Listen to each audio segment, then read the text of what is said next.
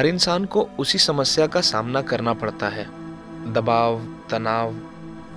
Why क्यों? आप इसे यूनिवर्सल क्यों बना रहे हैं? making it universal?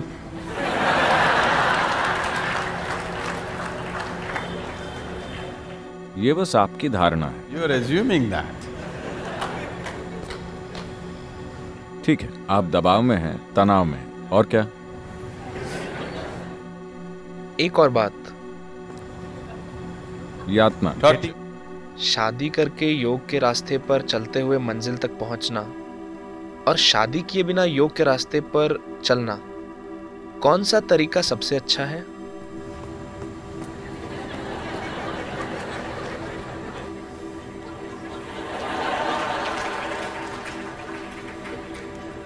तो इन्होंने अपनी पत्नी और बच्चों के नाम दबाव, तनाव और यातना रखे।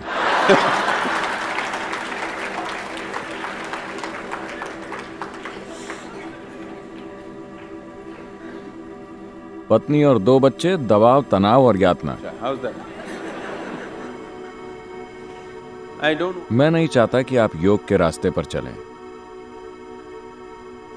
आप जिस भी राह पर चल रहे हो, अपने साथ योग को लेकर चलें।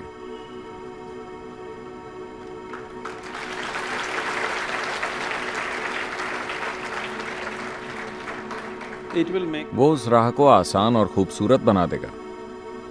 चाहे आप उत्तर की ओर जाएं या दक्षिण की ओर, अगर अंधेरा होता है तो आप टॉर्च लेकर जाते हैं, है ना? उत्तर की ओर जाने वाले टॉर्च लेकर जाते हैं और दक्षिण की ओर जाने वाले अंधेरे के साथ चलते हैं। क्या ऐसा होता है? No. तो आप शादी करते हैं अपनी जरूरतों की वजह से।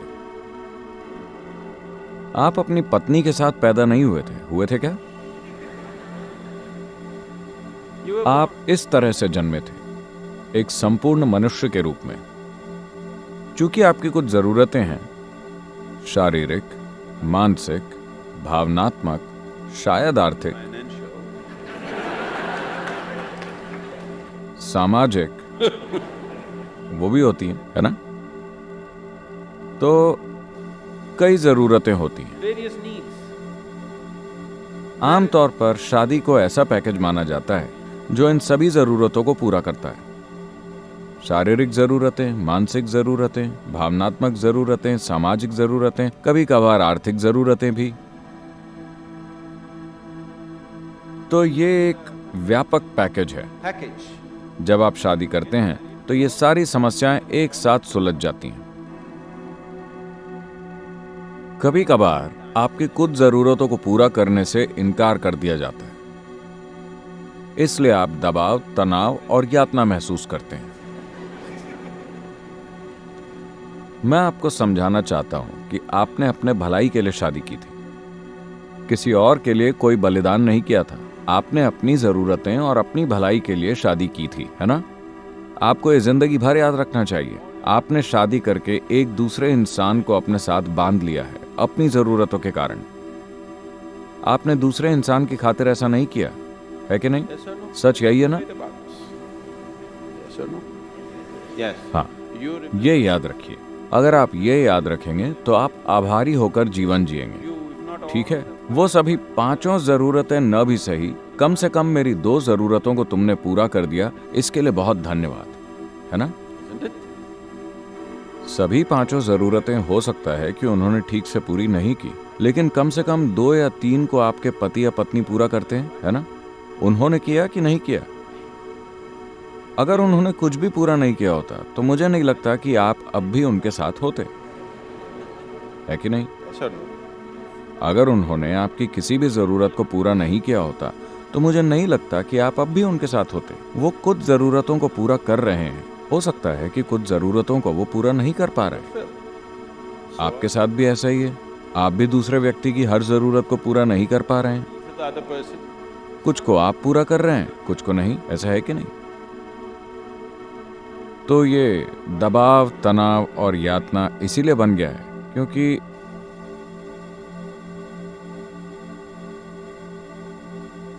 अभी तक आपने चाहे उसे जैसा भी बना दिया हो, उससे कोई फर्क नहीं पड़ता।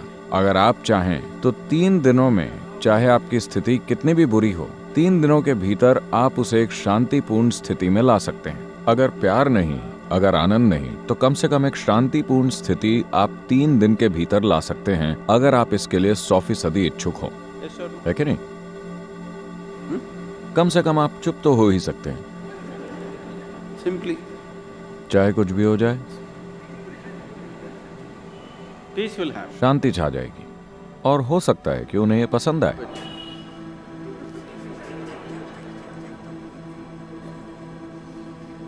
So, don't walk. योग के रास्ते पर मत चलिए, रास्ते चाहे कोई भी हो, आप अपने साथ योग को लेकर चलिए।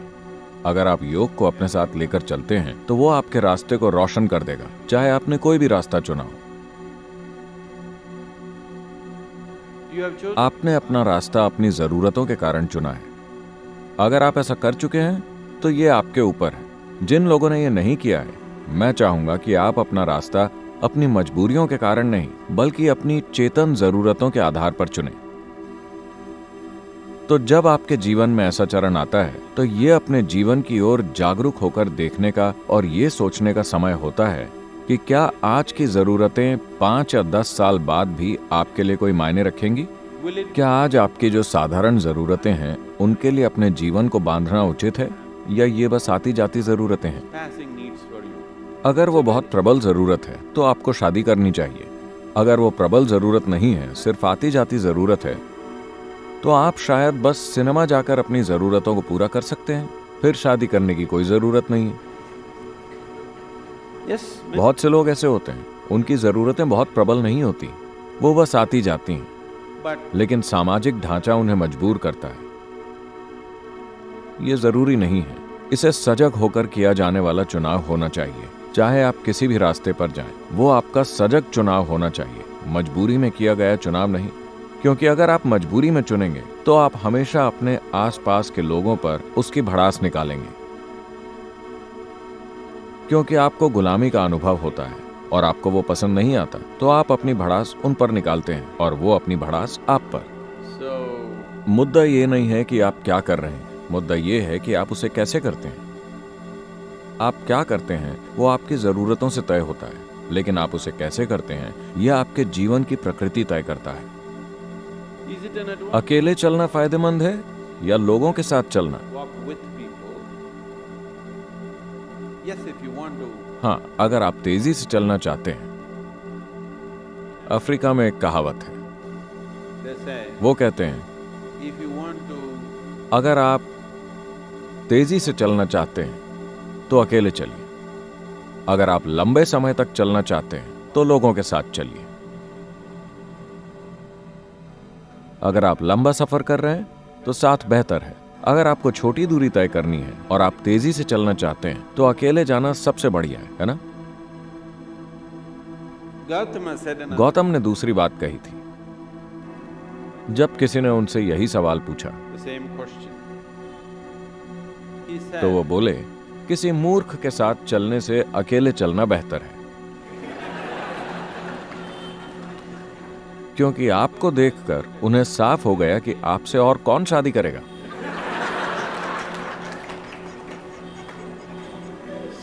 So that is Gautama. तो ये गौतम के काम करने का तरीका था। वो हमेशा लोगों को किसी का साथ लेने के लिए मना करते थे। उनका कहना था, ये जीवन एक छोटा सा सफर है, आपको साथ किस लिए चाहिए? Need company. जब आप इस शरीर को छोड़ेंगे तो वो एक लंबा सफर है, वहां मैं रहूंगा। ये उनकी पेशकश है। This is the offer. लेकिन आपको लगता है कि जीवन लंबा है, इसलिए शायद आपको साथ की जरूरत है। अगर आपको साथ की जरूरत है तो आप उसे अपना सकते हैं, लेकिन आप इस साथ को कैसे निभाते हैं ये बहुत महत्वपूर्ण है। अगर आप समझदारी से उसे निभाना चाहते हैं तो एक सबसे महत्वपूर्ण चीज आपको ये करनी है, Particularly with your children. खासकर अपने बच्चों के साथ ये करना ही है कि आपका मानसिक और भावनात्मक ढांचा जीवन के मूल सत्य पर आधारित हो। Basic fact of life जीवन का मूल सत्य ये है कि आप नश्वर हैं। that you are mortal. आपका मानसिक और भावनात्मक ढांचा आपकी नश्वरता के इर्द गिर्द बनाया जाना चाहिए। Mortality. यह सबसे महत्वपूर्ण है। अगर आप लगातार इसके बारे में जागरूक हैं कि ये एक छोटा सा जीवन है, किसी भी पल आपकी मौत हो सकती है, तो आप अपने जीवन को एक खास तरीके से व्यवस्थित करेंगे और चलाएंगे। जब आपको पता है कि समय तेजी से निकल रहा है, किसी भी पल आप ढेर हो सकते हैं, तो आपके पास किसी से नाराज होने का समय ही नहीं है ना? आपके पास यहाँ किसी से लड़ने का समय नहीं है। आपके पास लंबे समय तक हताश होकर बैठने का समय नहीं है, क्योंकि टिक टिक टिक टिक ये निकलता जा रहा है। चूंकि आपका मानसिक ढांचा आपकी अमरता के इर्द गिर्द बनाया गया है, इसीलिए आपके पास ढेर सारा समय है लड़ने, हताश होने, निराश होने, कुड़ने, गुस्सा होने के लिए। आपके पास ढेर सारा समय है। इसलिए ये बहुत ही महत्वपूर्ण है कि हर कोई अपना मानसिक और भावनात्मक ढांचा हमारे अस्तित्व की नश्वरता के इर्द गिर्द बनाए। आखिर आप पिछली पीढ़ी से बेटन लेकर अगली पीढ़ी तक पहुंचाने वाले कैरियर भर हैं, है ना? कुछ समय के लिए ये दुनिया आपके हाथों में होती है, उसके बाद वो किसी और के पास चली जाती है। आप देखेंगे कि पिछली पीढ़ी से बेटन लेने की प्रक्रिया सबसे भद्दे तरीके से होती है। अगली पीढ़ी को बेटन थमाने की प्रक्रिया भयानक तरीके से होती है, सिर्फ इसलिए क्योंकि लोगों का मानसिक ढांचा खड़ा होता है उनके अमरता के विश्वास के इर्द गिर्द। वो देखते नहीं कि वो नश्वर हैं। अगर आप लगातार सजग हैं कि आप नश्वर हैं, तो स्वाभाविक रूप से आप समझदारी से व्यवहार करेंगे। आपके पास बेवकूफी के लिए समय नहीं होगा। मान लीजिए कि आपको पता हो कि कल आप मरने वाले हैं, तो क्या आप अपना आज का समय किसी से लड़ने में बिताएंगे? क्योंकि आपका समय निकल रहा है ना? आपका समय अब भी तेजी से भाग रहा है। डॉक्टर के आपको कोई भयानक बीमारी बताने के बाद नहीं, वो अब भी निकल रहा है ना?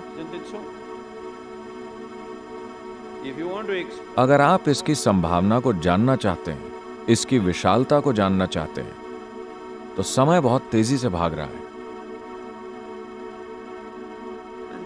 और समय एक बहुत ही सापेक्ष या रिलेटिव अनुभव है। अगर आप खुश और आनंदित हैं, तो चाहे आप 100 साल जिएं, ये बहुत छोटा जीवन होगा, पल भर में निकल जाएगा। तो इस छोटे से जीवन में आपको समय कहां मिलता है? दबाव, तनाव और यातना के लिए? मुझे नहीं पता कि आपको कैसे समय मिलता है। ऐसा सिर्फ इसलिए होता है क्योंकि आप खुद को अमर समझते हैं। यह आपकी सबसे बड़ी गलती है। यह एक छोटा सा सफर है। आपको इसे जितना हो सके गरिमामय और आनंद से भरा बनाना चाहिए। अगर आप ब्रह्मांड को नहीं जानते, तो कम से कम जीवन के इस अंश को जानना चाहिए। मरने से पहले हर किसी के साथ ऐसा होना ही चाहिए।